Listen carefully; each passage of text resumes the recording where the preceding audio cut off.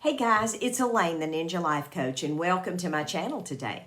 Today is Motivational Monday, so sit back, grab yourselves a cup of coffee. I'll be right back.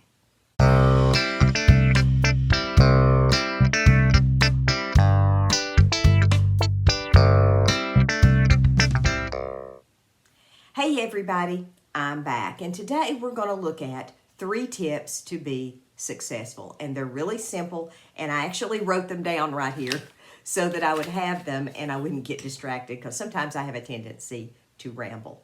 So the first thing we can do, the very first thing, and this is in no particular order, so be sure to stay to the end till you hear all 3 of them. The first thing is leave the drama at home. I know it's really easy to get distracted by drama that, some friends or family members bring into your life. But you can't let that distract you from your ultimate goal.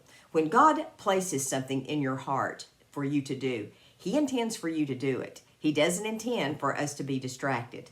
He intends for us to grab a hold of it and move forward with Him in the direction that He directs us to go. And He does not intend for us to be distracted by life and by circumstances and by people. He doesn't intend that.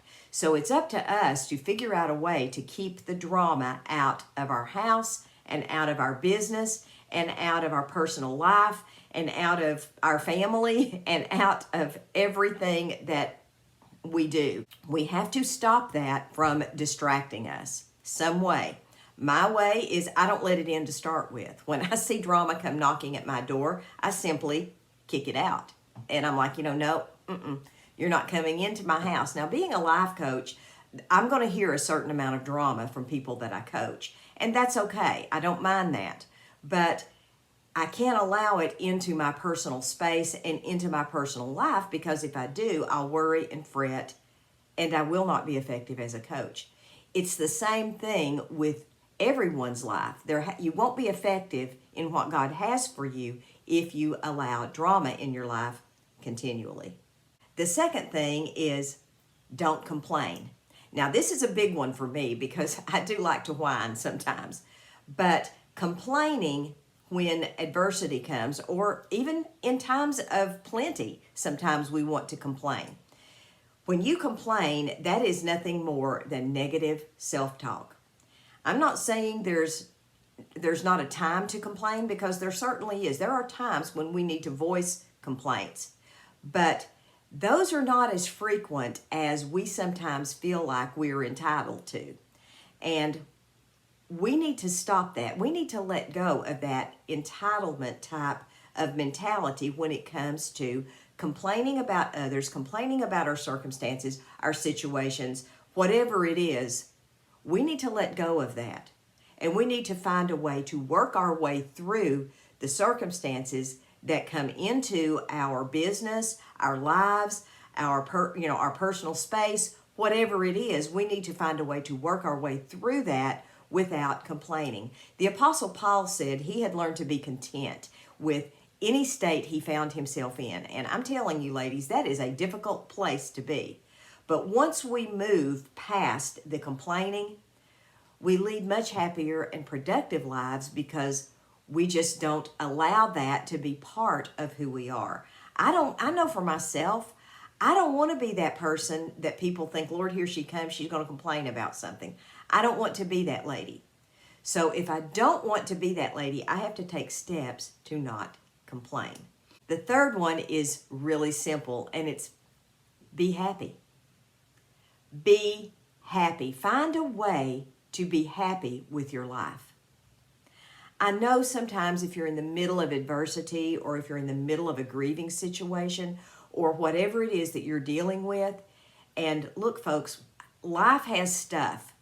It does. And some of the stuff that life throws at us is very hard and very difficult to deal with. But in the midst of that, we have to find a way to be happy. It can be something as simple as taking a walk and looking for things that we haven't seen before. It could be as simple as finding a dandelion that we're seeing, that we pick up and blow in the breeze and watch the seeds scatter. It could be something as simple as walking your dog. It could be something as simple as finding a new flower. It could be something very, very minute. Look at a butterfly. Listen to your grandchildren's laughter. Bake a cake for somebody. Whatever it takes to put that smile on your face and have your joy restored to you, it's worth it.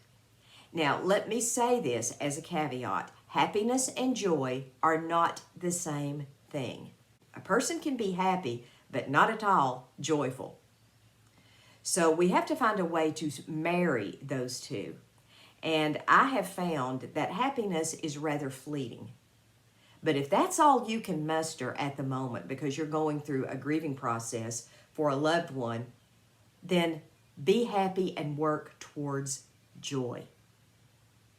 Because once you latch on to joy, you don't want to let it go. We can be joyful in the midst of our most adverse circumstances. Now, is that accurate? It really is. The Bible tells us to rejoice in the Lord always. And again, I say rejoice. So it must have been pretty important because it was said twice in that one verse. Again, I say rejoice. So we have to be joyful as Christians, and we have to find a way to get to our joy in order for us to live productive, happy, and healthy lives as members of the body of Christ. Now, if you're not there yet and you're deep in your grief, you work through that at your own pace. I'm not saying to rush the process. There are no shortcuts. The process has to work its way out. Don't try to shortcut it. But work on your happiness as a goal towards joy. Listen, guys, I hope you all have a wonderful day. God bless you all. Maranatha, folks. Bye-bye. I love you guys.